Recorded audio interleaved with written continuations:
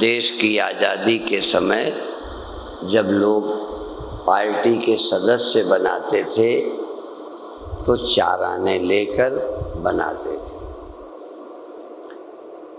अब वो 4 आने लेना कोई महान व्यक्ति के द्वारा ये भी देखा जा सकेगा कि ये 4 आने लेते हैं, और ये भी कि उनके अंदर यह अच्छे काम के लिए भय नहीं है, लज्जा नहीं है। नहीं तो 4 आने लेना जहाँ लालची के लिए सहज है, तहाँ कई लोगों को 4 आने लेना अच्छा नहीं लगता। कभी कभी जब हम अपने मन को टटोलते हैं तो लगता है जब हम त्याग करते हैं तो मान प्रेरित है, जब संग्रह करते हैं तो लोभ प्रेरित है। मान भी हमको कई बुराइयों से बचाता है, पर वो ऊंची दृष्टि नहीं है। जब हम काम, लोभ, स्वार्थ से मुक्त होते हैं तब हम राष्ट्र के, समाज के सहज कर्म करते हैं।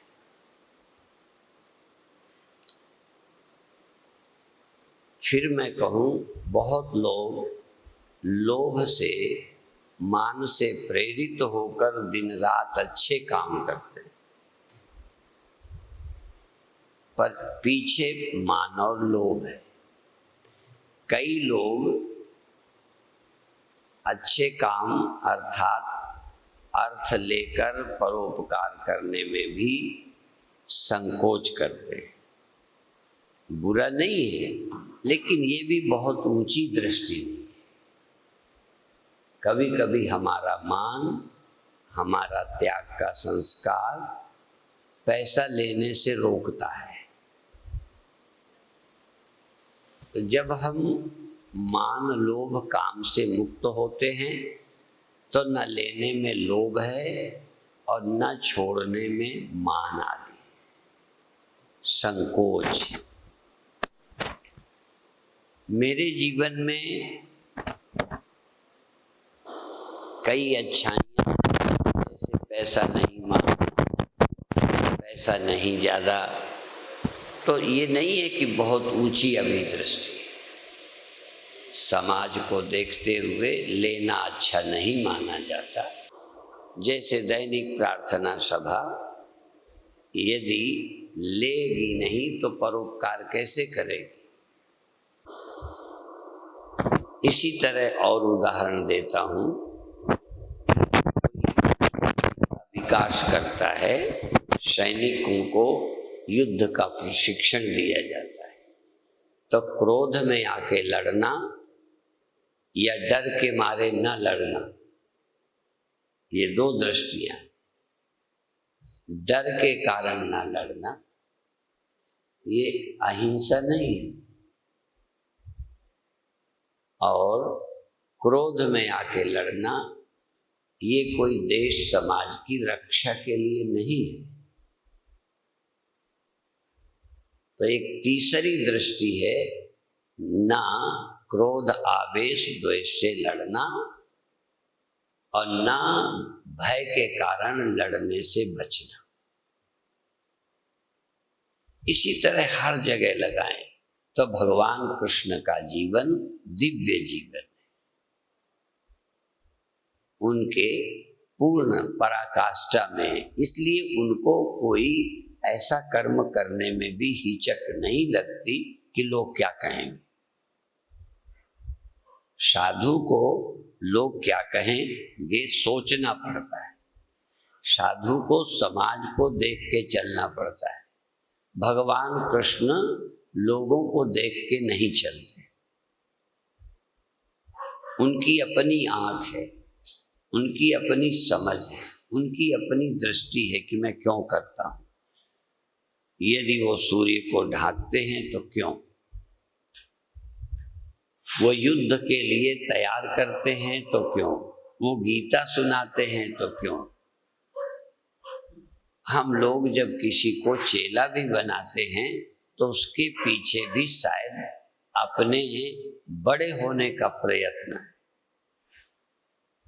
भगवान कृष्ण जब अर्जुन को शिक्षित करते हैं अपनी मान की वृद्धि के लिए नहीं, तो धीरे धीरे अपने अंतस में जाएं कि हमारा कोई कर्म हमारे साथ जुड़े नहीं, हम मुक्त रह के करें। विनोबा जी का जीवन कर्म हो सकता है एक समय साधना काल रहा हो, चूंकि उनके वर्णन से पता चलता है कि वह अपने जीवन के अनुभव अधिक लिखते हैं।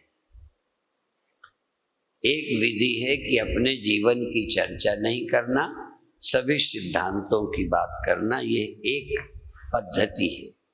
और एक पद्धति है कि अपने जीवन से ही औरों को बताना, भी हम इसलिए, हम ऐसे। अधिकतर संत महात्मा निद्रा का उदाहरण जरूर देते हैं। स्वप्न निद्रा दो समझाने के लिए बहुत जरूरी है। स्वप्न में कोई नहीं था पर सब कुछ था, वो आपके ख्याल थे।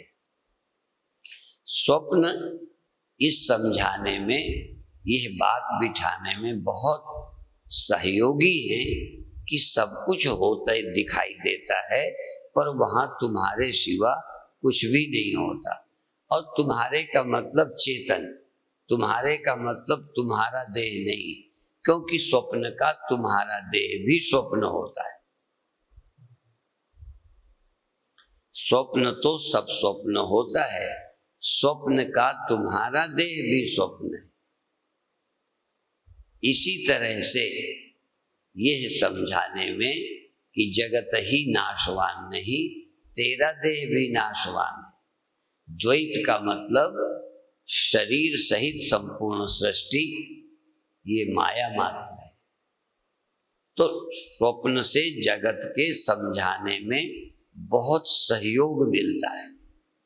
बार बार स्वप्नों का चिंतन करो, बार बार स्वप्नों का चिंतन करो कि जिससे डर लगा था वो कौन था, जो डर रहा था वो कौन था।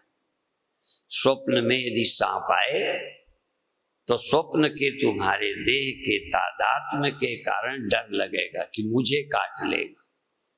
जो काटने वाला सर्प है और जिसको काटता है वो कौन है? वो दोनों स्वप्न है। भगवान श्री कृष्ण ने कहा उभौ तौ न भी जानी तो नायम हंति न हन्यते। जो मरना मानता है, जो मारना, एक स्वप्न में मुझे मारता है मैं मरता हूं, या मैं मारता हूं वो मरेगा, ये दोनों ख्याल नहीं है। अध्यात्म पहले ऊंची दृष्टि देता है, वो पहले व्यवस्था की बात नहीं करता, वो पहले तुमको मेरे तेरे की सीमा से ऊपर उठा देता है। फिर अपने आप आपका कर्म सहज हो जाएगा, आपके कर्म दिव्य हो जाएंगे, स्वार्थ से रहित हो जाएंगे और प्राकृतिक हो जाएंगे। सहज आपके अंदर प्रेम, करुणा, मैत्री, मुदिता आ जाएगी। आपके जीवन में सहज आनंद फलित होगा।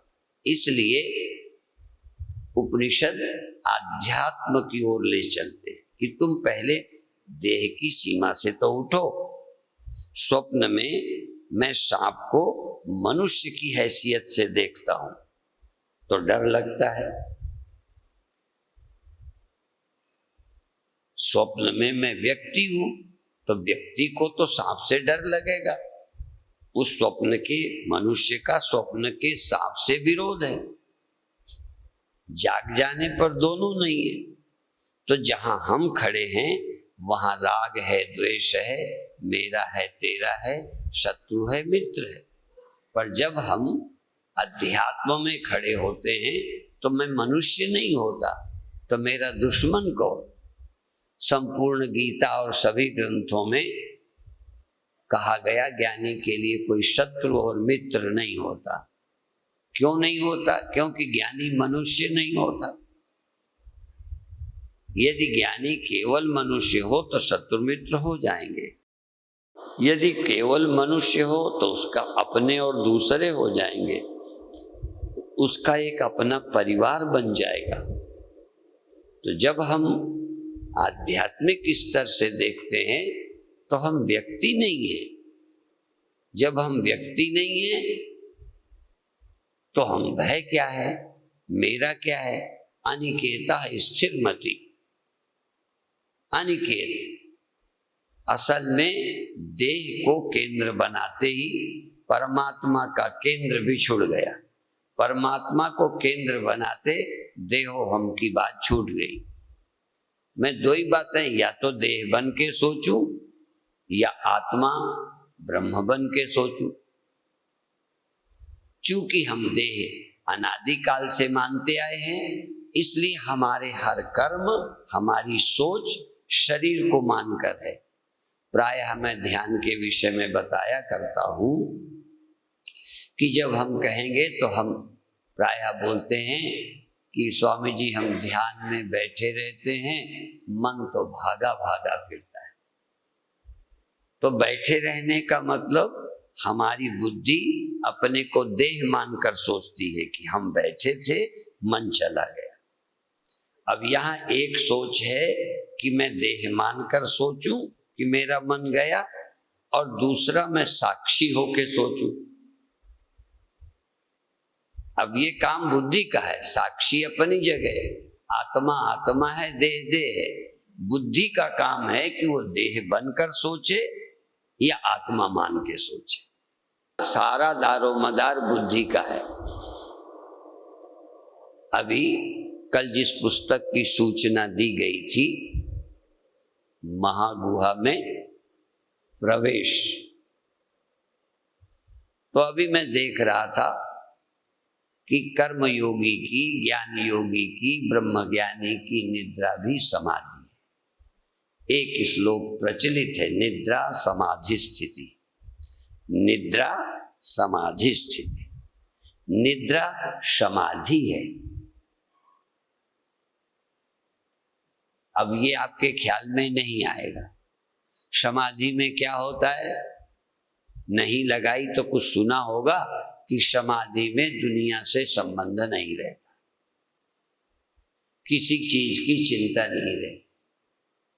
तो नींद क्या है, बिना प्रयत्न समाधि। आप थोड़ा ध्यान ही करें कि नींद में आपको क्या चिंता थी, तो नींद समाधि है। तो क्या करना चाहिए, ध्यान में निद्रा का स्मरण करना चाहिए। भगवान का स्मरण नहीं बनता, भगवान तुमने नहीं देखा, नींद का तो अनुभव है। ऐसा कोई आदमी नहीं जिसे नींद का पता ना हो, और ये ऐसा कोई आदमी नहीं जो नींद में चिंतित रहा हो, नींद में सुख दुख हुए हो, नींद में भय हुआ हो, नींद में कोई मेरा तेरा स्त्री पुरुष पापी पुण्यात्मा का ख्याल रहा हो। तो उस नींद को, अब आदमी मन के नहीं, नींद में कौन था, नींद में देह थोड़ा था। देह को तो नींद आती नहीं। जैसे मकान नहीं सोता, मकान नहीं जागता, मकान में रहने वाला व्यक्ति जागता है, व्यक्ति सोता है, ऐसे ये शरीर नहीं सोता, श्रम से थकता है, लेटता है। सोने का काम बुद्धि करती है। तो जब बुद्धि सो जाती है तो जितना बुद्धि के द्वारा हमारे पास संग्रह था वो विस्मृत हो जाता है। तो हम सही यदि ध्यान सीखना चाहते हैं तो नींद के कई प्रकरण, कई चैप्टर में मैंने देखे, नींद के विषय में विनोबा जी ने लिखा है।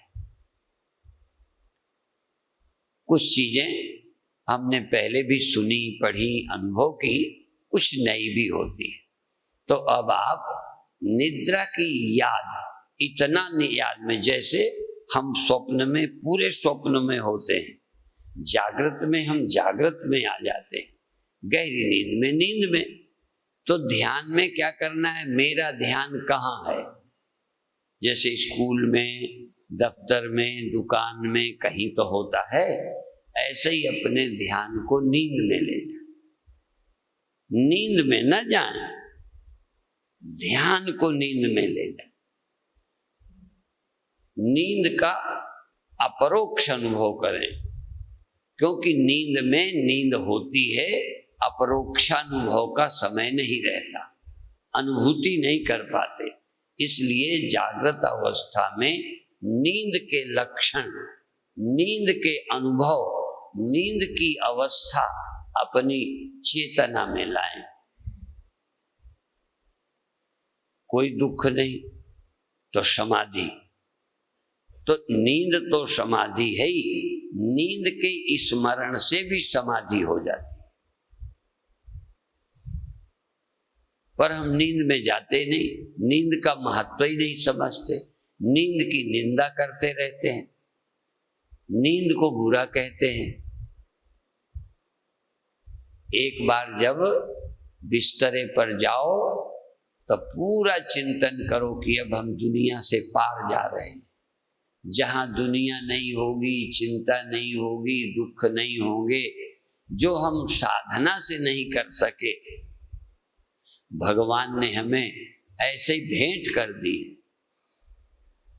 कि आम जीव समाधि नहीं लगा सकते, संसारी लोग समाधि नहीं लगा सकते, तो परमात्मा ने हमें समाधि दे के भेजा है कि रोज लगाया करो।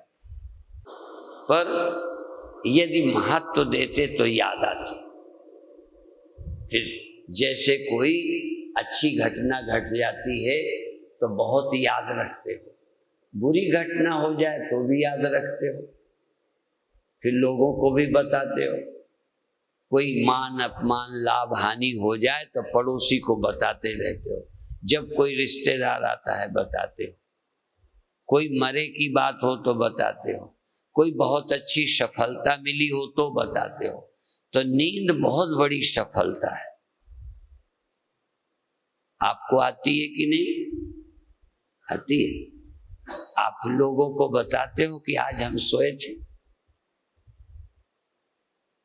आज हमें इतना बड़ा लाभ प्राप्त हुआ, इतनी बड़ी सिद्धि कि कोई दुनिया का दुख नहीं था मेरे पास, इतना बड़ा चमत्कार। पर अपने आप हो जाता है और सबका हो जाता है, इसलिए बताने का महत्व तो नहीं है। जैसे तुम रोज चलते हो ना, कोई महत्व तो नहीं। यदि कोई न चलता होता, तुम अकेले चलते तो देखो गर्व से बोलते, देखो हम चल लेते। तो चलना भी है तो बड़ा कोई आश्चर्य की बात है कि चल लेते हो। इतने शरीर को लिए फिरते रहते हो, जो अभी शरीर छूट जावे, प्राणांत हो जाए तो 4 आदमी उठा के चलते हैं और फिर भी थकते हैं। तुम इसको लिए फिरते रहते हो, नहीं थकते, एक सिद्धि नहीं है? कितने बड़े योगी हो, कितनी बड़ी सिद्धि है कि केवल इरादा हुआ और उठ के चल पड़े। इतनी बड़ी लाश को, इतने बड़े वजन को लेके चल पड़ते हो। अब देखो, दूसरे को उठा के चलने में दूसरा आदमी उठाता है, और इसको किससे उठाते हो? बस चलने का ख्याल आया, अरे चल पड़े। कौन लेके चल रहा है? पर कभी सोचते नहीं हो, आश्चर्य नहीं होता, क्योंकि छोटे से ही चलते आए हो, सोचने की जरूरत नहीं।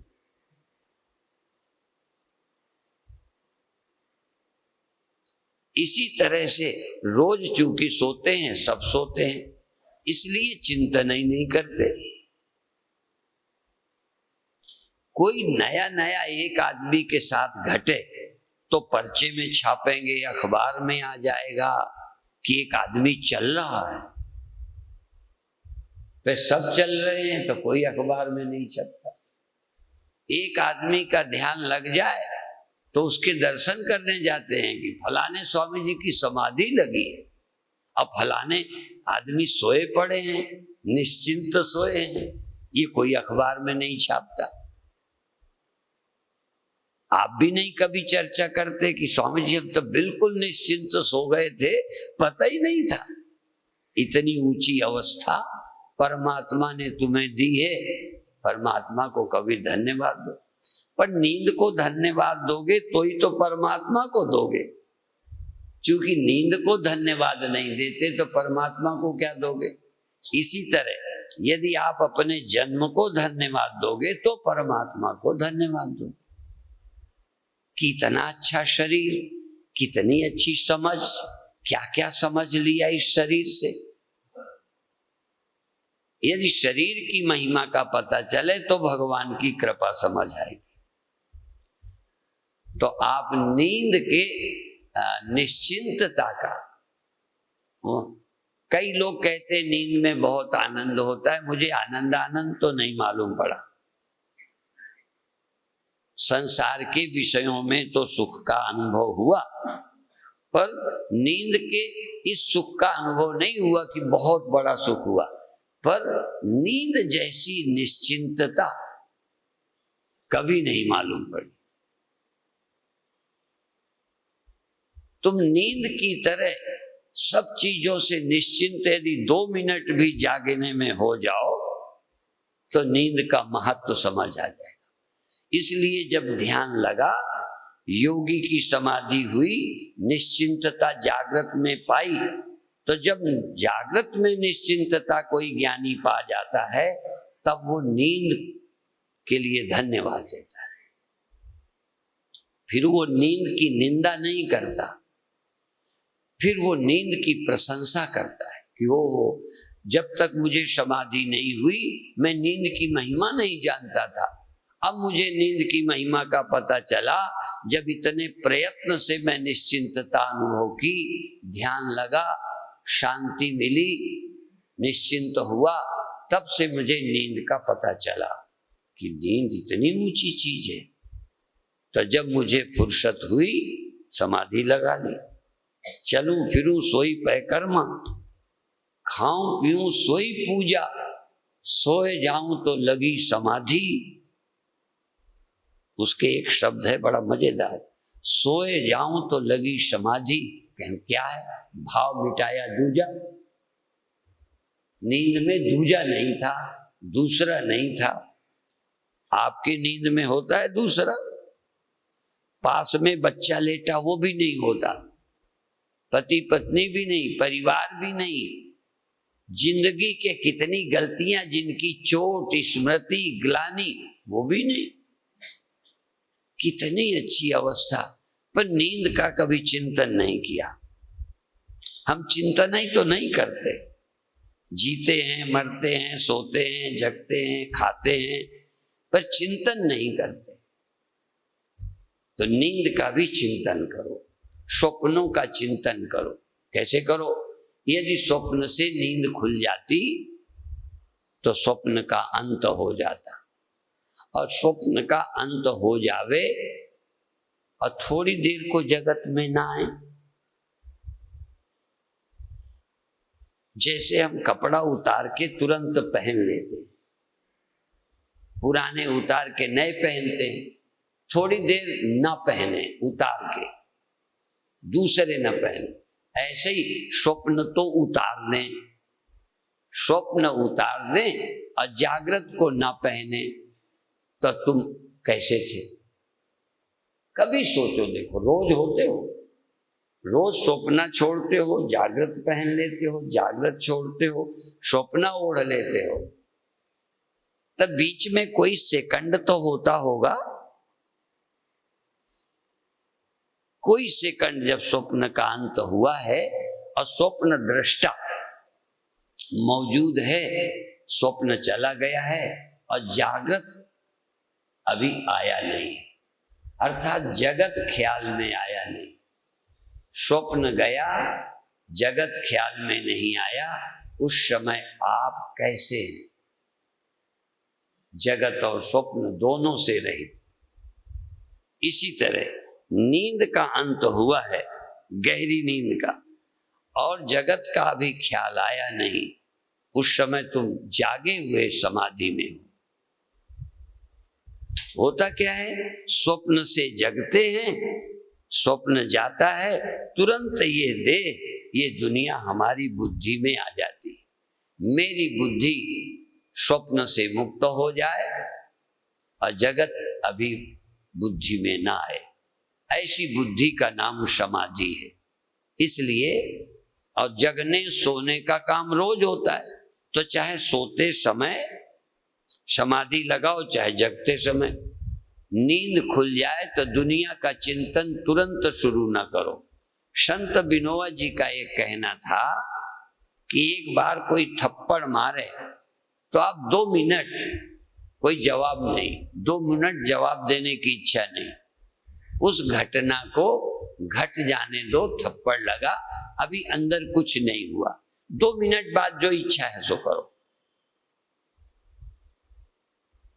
पहले सेकंड में कुछ ना हो, थप्पड़ लगा जैसे कुछ हुआ ही नहीं, वो 1 सेकंड का। ऐसे ही अभी गहरी नींद से जगे, अभी 1 सेकंड जगत नहीं, जगत में नहीं आना मना नहीं, पर 1 सेकंड तो स्वप्न रहित हो गए। जगत मेरी बुद्धि में है नहीं, उस समय मेरी बुद्धि में शुद्ध मैं हूं, शुद्ध आत्मा, शुद्ध चेतन, ये एक समाधि है। तो यदि सो के लौटो तो समाधि लगा लो बाद में, अब जब जाने लगो तो पहले जगत छोड़ दो। क्यों? नींद में जगत छूट जाएगा, छूट जाएगा कि नहीं? तो जो चीज छूट जाएगी छोड़ दो थोड़ी देर को।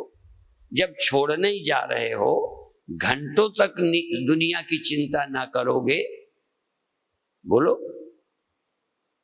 सो जाओगे तो दुनिया की चिंता ना करोगे ना, तो 2 मिनट सोने के पहले दुनिया की चिंता छोड़ दो, फिर सो जाओ। जो रोज काम करते हो उसी को साधना बना लो, जो नहीं करते हो वो मत करो। सोने का काम रोज करते हो, बस थोड़ा इतना जोड़ लो कि आज जब सोएंगे तो पहले दुनिया की सब चिंताएं छोड़ देंगे, क्योंकि जहां जाना है उसकी तैयारी करो।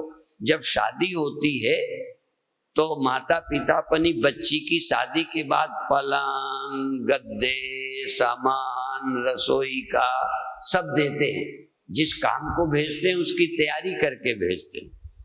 पढ़ने भेजते हो तो किताबें, कापियां, बैग, पेन, पेंसिल सब देते हो।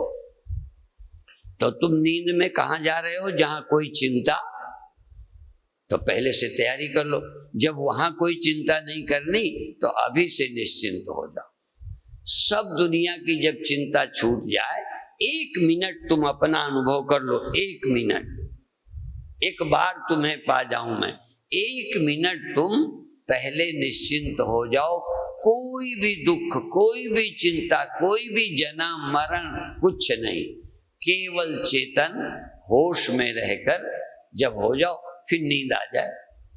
नींद का विरोध मत करना। नींद में जाने के पहले नींद की महिमा याद करके नींद जैसी हालत पहले लाके फिर सो जाओ। और जब नींद से उठो तो जागते पहले नींद की याद करो कि अभी तुम्हारे पास क्या था। अभी नींद में तुम्हारे पास बहू थी, बेटा था, पैसा था? नहीं। कोई दुख था? तो जब कोई नहीं था तब तुम्हें दुख नहीं था, तो इतना कुछ है, अब काहे को दुखी हो? तो नींद से आते ध्यान और नींद में जाते ध्यान। इसी तरह से एक और, स्वप्न में जाने के पहले नींद आती है तो कई स्वप्ने आते हैं। पहले के स्वप्ने कई आए हुए, तो आपको मालूम है कि कभी कभी स्वप्ने आते हैं, मरने के, जीने के, चोरी के, बुरे स्वप्ने आते हैं। अभी पूछो, अभी स्वप्न में जाओ, मत पूछो कि स्वप्न जब आते हैं वो सच्चे होते हैं कि झूठे होते हैं? अभी उत्तर ठीक मिलेगा। स्वप्न में चले जाओगे फिर उत्तर नहीं, फिर तो वो सच्चे हो जाएंगे। स्वप्न के पहले, जाने के पहले स्वप्नों को पूछो कि जो कल मर गए थे, चोरी हुई थी, लड़का मरा था, शादी में बीच में ही शादी में रुकावट आ गई थी, एक्सीडेंट हुआ था, पढ़ाई में फेल हो गए थे, अच्छे नंबर से पास हुए थे, कोई जो सपने आए थे, अभी पूछो झूठे थे कि सच थे? ये बीते वाले। तो अभी स्वप्न देखने के पहले पुराने स्वप्नों की याद करो। आज जब आएंगे वो कैसे होंगे? बोलो, आज वाले कैसे होंगे? पहले वाले ये सारे सपने निकले, तो आज यदि आएगा, यदि कोई आए, ये नहीं चुनाव करना कौन आएगा, आज लॉटरी आएगी कि चोरी होएगी, दो में से कुछ होएगा, या तो लॉटरी आ जाएगी या चोरी हो जाएगी या जेब कट जाएगी। तो आज का सपना जो होगा वो कैसा होगा? तो जागने के समय पुराने सपने झूठे थे, आज भी आएगा तो झूठा ही आएगा, क्योंकि सपने तो सपने ही होते हैं। तो निश्चिंत होके सो जाओ, जो होगा, हाँ बस जो होगा देखा जाएगा। कहीं क्या होगा? कहने लगे सच्चा लग जाएगा पर होगा झूठा ही। उतनी देर सच्चा लग जाएगा पर कभी भी जागने पर सच्चा निकला नहीं, झूठा निकला। इसलिए चिंता करके मत सो, निश्चिंत होके सो जाओ। फिर इसके बाद यहां भी सोचो कि जिस मैंने सपना देखा था, जो मैं नींद में था, वही मैं इस समय जागृत में आ गया हूं। इस जागृत को, इस देह को मैं समझने लगा हूं, या पहले से हर जागृत में समझता चला आया हूं। तो जो जन्मों जन्मों से गलती की है कि देह में हूं, आज मैं ये कि जिसने सपना देखा, नींद में गया, वही देह में आया। ये देह मैं नहीं हूं, इस देह में मैं हूं। देह छूट जाता है, छूट जाएगा, ये मैं नहीं। ऐसा सोचकर जागृत में आ जाओ, और फिर काम करते समय भूल जाओ तो भूल जाओ, कोई बात नहीं, अभी छूट है। धीरे धीरे पूरे जागृत में याद रहने लग जाएगा कि शरीर मैं नहीं हूं, और शरीर मैं नहीं हूं तो मैं मर जाऊंगा, ये मेरे हैं, ये सोच धीरे धीरे खो जाएगी। और फिर जागृत भी तुम्हारा खेल हो जाएगा, जागृत भी तुम्हारी साधना हो जाएगी, जागृत सदा तुम्हारी मुक्ति बन जाएगी। फिर निश्चिंत रहोगे। तो फिर जीवन मुक्त होकर शरीर में रहते हुए तुम शरीर न बनोगे। सबका कर्तव्य पालन करते हुए पहले जो तुम्हारे नहीं हैं उनके लिए काम करना। जो तुम्हारे नहीं है, तुम अपनों के लिए तो करते ही करते हो, तो जो तुम्हारे नहीं है उनके लिए कर्मा। जो तुम्हारा बूढ़ा नहीं है, जिस बूढ़े से तुम्हारा कोई लेना नहीं, उस बूढ़े के लिए। जिस स्कूल से तुम्हारा कोई लेना नहीं, उस स्कूल के लिए, उस आश्रम के लिए, उस मंदिर के लिए कुछ करना। फिर क्या होगा? जब औरों को करते रहोगे तो थोड़े दिनों के बाद ये भी ख्याल आ जाएगा कि जिनका तुम करते थे ये भी तो अपने नहीं है। जिसको तुमने अपना बेटा समझा, अपना घर, ये भी अपना नहीं है। जैसे औरों का कर्तव्य बुद्धि से करते रहे, ऐसे ही ये भी कर्तव्य बुद्धि से। ये बाद में तुमको बताया था महाशय जी के यहाँ प्रार्थना सभा में कि कर्तव्य बुद्धि से काम करो, और पहले से जो करते थे घर का काम, वो कर्तव्य बुद्धि से नहीं, मोह बस करते थे, अपना समझ के करते थे, शुरू से ही करते आए। तो अब क्या किया? पहले तुमको इसके बजाय नए काम, सेवा करो। फिर बाद में कहा जो घर में करते हो ये क्या है? वो सेवा नहीं है, वो तुम्हारे हैं। तुम ले जाओगे, लेके आए हो, क्या है तुम्हारे? तो जैसे अभी औरों का करते थे, घर के लोग भी और ही हो गए, वो भी तुम्हारा कुछ नहीं। तो अब कर्तव्य बुद्धि से घर के भी काम करो। पहले मोह परिवार अपना समझ के करते थे, अभी देखो हम लोग आश्रम को फिर अपना बना लेते हैं। पहले घर को अपना बना के करते रहे, अब हम आश्रम को अपना बना के करते हैं। और फिर क्या करना है? किसी दूसरे के आश्रम का नहीं करते। मनुष्य का स्वभाव है अपना बना के करता है। तो धीरे धीरे जो अपना बन जाए वो घर हो जाता है, जो अपना हो वो घर, जो हमारा न हो आश्रम, जिसके हम मालिक न हो आश्रम, जिसके हम मालिक हो जाए वो घर। तो अभी तक घर के काम में लगे रहते थे, अब आश्रम का काम करते हैं। तो पहले आश्रम को आश्रम बना दो, फिर घर को आश्रम बना दो। वहां जो काम करते हो वो भी आश्रम है, वहां भी तुम मालिक नहीं हो, छोड़कर चले जाना है, परमानेंट तुम्हारा कोई अधिकार नहीं।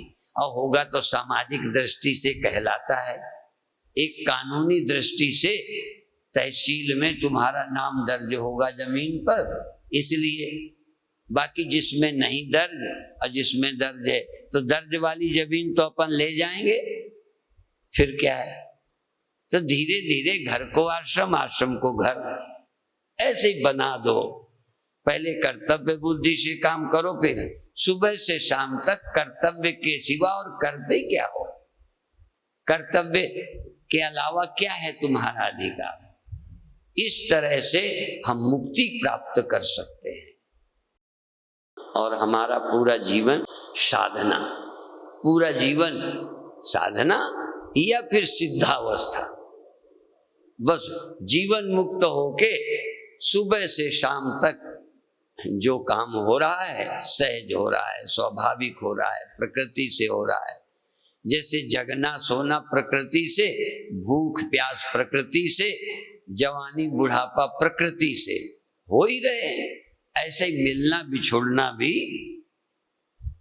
तो जो मिल गए वो अपने नहीं, जो बिछुड़ गए वो अपने नहीं। मिलना बिछुड़ना भी प्राकृतिक है, इसलिए वहां मैं कोई करता नहीं हूं और काम सब चल ही रहा है। प्रकृति खुद करा लेती है, परमात्मा खुद करा लेता है, खाने को मजबूर करता है। तो भूख प्यास, जगना सोना सब हो ही रहा है इस तरह से। पर अभी लगता है कि मेरा बस होता तो या तो मैं ये ज्यादा करता, या मेरा बस होता तो मैं बिल्कुल ना करता। तो ये समझो, प्रकृति से भूख लगती है, इसको रोकने वाला भी मैं कौन? और नहीं लगती तो लगाने के लिए ज्यादा कोशिश क्या? शरीर रहता है तो मैं मारूं क्यों, आत्महत्या क्यों करूं? और यदि ये जाता है तो फिर इसको मैं पकड़ूं क्यों? मेरा काम तो मेरी समझ का इतना ही था कि या तो मैं पकड़ने लगता हूं, या राग करता हूं, या द्वेष करता हूं। इतना ही मेरे हाथ में है, राग और द्वेष। बाकी तो हो ही रहा है, शरीर का मिलना बिछुड़ना होगा। अब बिछुड़ने के नाम से डरना या रखने के नाम से खुश होना, इतना ही भर मेरी ना समझी थी, तो सत्संग से चली गई सत्संग में, जीत गई जंग में, जागे मेरे भाग नहाए ज्ञान गंग में। ज्ञान गंगा में नहाया तो मेरे भाग जग गए, मैं धन्य हो गई, तर गई, धन धन्य हो गई, मुक्त हो गई। जन्मों जन्मों के मेरे तेरे के ख्याल चले गए। मैं नहीं मेरा नहीं, ये तन किसी का है दिया, जो भी मेरे पास है वो धन किसी का है दिया।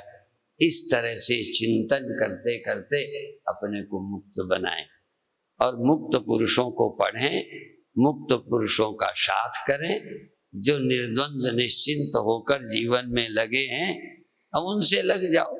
संतन के संग लाग रे, बाकी तुम बोलो तेरी अच्छी बनेगी, लग जाओ। संत माने जो मंच पर बैठे कि नीचे भी बैठे, हाँ, तो लग जाओ। जो मुक्त हैं, क्या है इनका? 2 रोटी खाते हैं, काम करते हैं, निश्चिंत रहते हैं, और तुम दिन रात लगे हो फिर भी चिंता करते हो। ये तुमसे काम कम करते हैं कि ज्यादा करते हैं? ज्यादा करते हैं। अनिश्चिंत तुम थोड़ा करके चिंतित। भगवान विष्णु सारी दुनिया पालते हैं, फिर भी तुम 4 लड़के अपने बना के पालते हो और फंसे पड़े हो। ब्रह्मा इतनी दुनिया बनाते हैं, फिर भी मुक्त तुम 2 ही लड़के बना के मरे जा रहे हो। तो तुम विष्णु से सीखो, ब्रह्मा से सीखो, शंकर से सीखो, महाशय जी से सीखो। अब देख, इनको थोड़ा संकोच लगता होगा, हम इनकी बातें ही नहीं करते, महाशय जी की करते नहीं। महाशय जी के भीतर छिपे विनोबा जी को, छिपे स्वामी शरणानंद जी को, छिपे उपनिषदों को, उनका सम्मान करते हैं, जो तुम्हारे हृदय में बैठे हैं, जो तुम्हें जीवन बनाते हैं, जिसके कारण हम मुक्त हैं।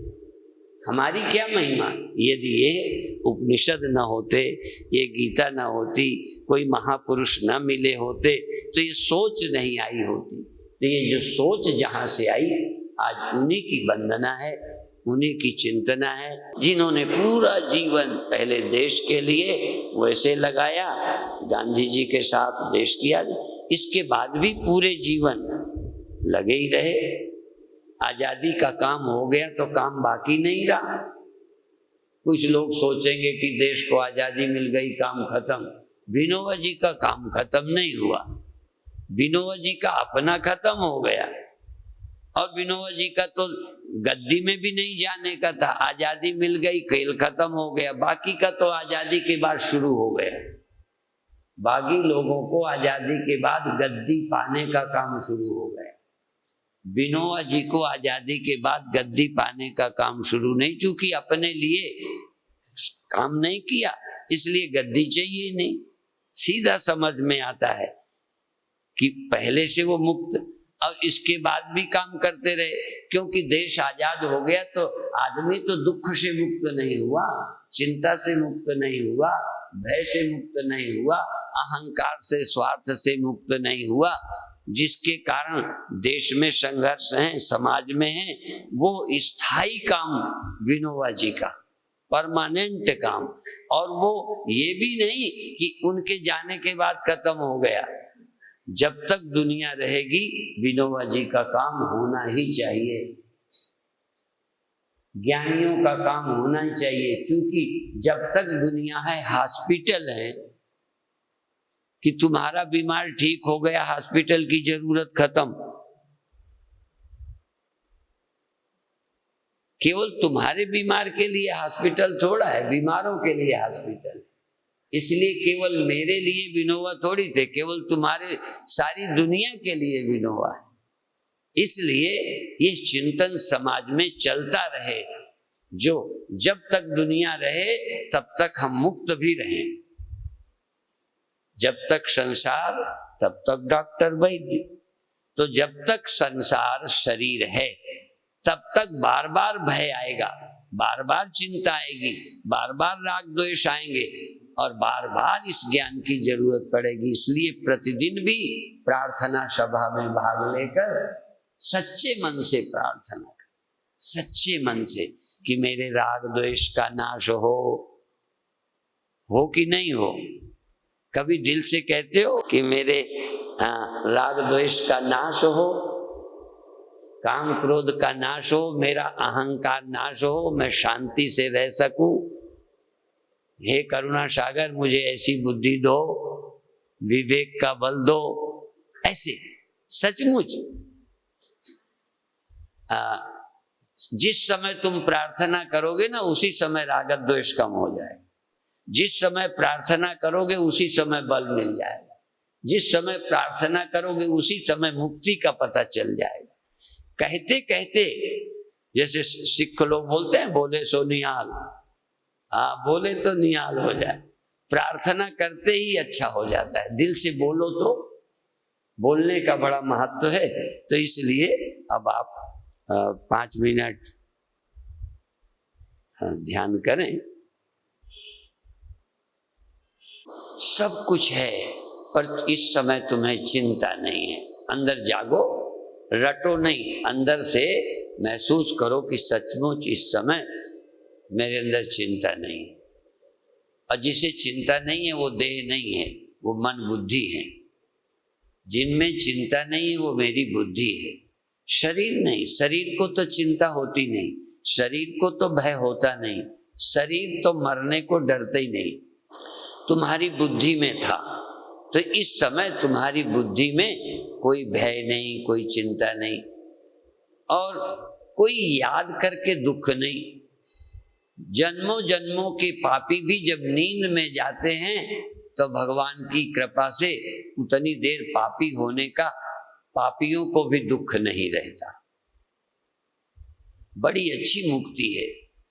तो इसी तरह तुम इस समय सुमिरन में बैठे हो या भगवान से जुड़ गए हो, भगवान के विधान, भगवान की करुणा कृपा से, तो इस समय तुम निश्चिंत हो। पहली बात, निर्द्वंद हो, निश्चिंत हो। पहले थोड़ी देर को, फिर जब तुम्हारा है कुछ नहीं तो चिंता क्या। जब तुम देह नहीं हो तो मरोगे क्या। ये स्थायी निश्चिंतता की। और क्षण भर तो केवल इतना ही, नींद में चले गए थे तो निश्चिंत थे। थोड़ी देर के लिए निश्चिंतता का भाव ले आओ कि मेरा कुछ नहीं। तभी तो ये मैं नहीं, मेरा नहीं, ये देह मैं नहीं, ये मेरा नहीं, ये मेरी बुद्धि ने स्वीकार कर लिया है। इसलिए इस बुद्धि से मेरेपन का ख्याल छोड़ दो। तुम शांति हो, निश्चिंत। और न मैं यहाँ बड़ा होने आया हूँ, न छोटा होने का डर है, न यहाँ मैं जीने आया हूँ न मरना है। मैं तो सदा जीवित रहने वाला चैतन्य तत्व हूँ, आत्म तत्व हूँ, साक्षी तत्व हूँ। और कुछ देर देह में रहता हूँ, कुछ देर बिना देह के रहता हूँ। हाँ, देह में और विदेह दोनों तरह से। जब मैं देह में रहता हूँ तो काम के लिए रहता हूँ, जीने के लिए नहीं, बड़े होने के लिए नहीं, इसे बचाए रहने के लिए नहीं। देह में रहता हूँ कुछ काम करने के लिए, और देह छोड़ता हूँ विश्राम के लिए। और धीरे धीरे काम करते भी विश्राम से काम करूँगा, विश्राम में रह के काम करूँगा, विश्राम में रह के सुनूंगा। टेंशन से नहीं सुनना, टेंशन से नहीं जपना, टेंशन से श्वास नहीं लेना। जब मैं सोया था तब भी श्वास चलती थी, तब भी रक्त संचार होता था, तब भी दुनिया थी, पर मैं निश्चिंत था। इसी तरह से जागृत में भी श्वास चलती है, पर मैं निश्चिंत, निर्द्वंद। जब तक चलनी है चलेगी, मेरी चिंता क्या। कान है, आवाज आएगी, जो जैसा बोलेगा आवाज आएगी। चिड़िया बोलेंगी, कुत्ता बोलेगा, हाथी चिघाड़ेगा, बकरी मिमियाएगी, कुत्ता भौंकेगा, कान में ही तो आएगी। तो मैं किसी आवाज के लिए दुखी क्यों हूं कि आवाज क्यों हो रही है। तो आवाज आएगी, पर मैं सोने की तरह निश्चिंत रहूंगा। पूज्य विनोबा जी ने कहा, सोना सोना है। सोने को उन्होंने सोना कहा, माने कीमती है, और जगना चांदी है कहा। आहा, जगना कब महत्व का। तो इसी तरह से कुछ भी घटना घट रही है, पर जैसे सोते में घटती रहती हैं या सपने घट जाते हैं, ऐसे ही सब हो रहा है। पर तुम चैतन्य हो, शांत हो, निर्द्वंद हो, मुक्त हो। पहले भावना करो, फिर तुम समझ लो कि है ही मेरा नहीं, तो निश्चिंत तो रहोगे ही। कई लोग मरते हैं पर तुम निश्चिंत रहते हो। चाय पीते हो तो एक घूंट भी बंद नहीं होती, क्योंकि तुम्हारा कोई लेना देना नहीं। तो याद रखो, कोई मरे कोई जीवे कबीरा घोर बताशा पीवे। तो तुम तो निश्चिंत रहो, तुम्हारा शरीर भी जाता हो तब भी निश्चिंत रहो।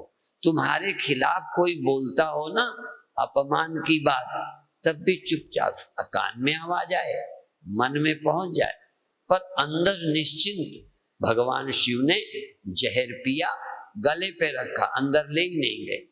तुम भी सारे जहर बीच में, अंदर तक न जाने पाए।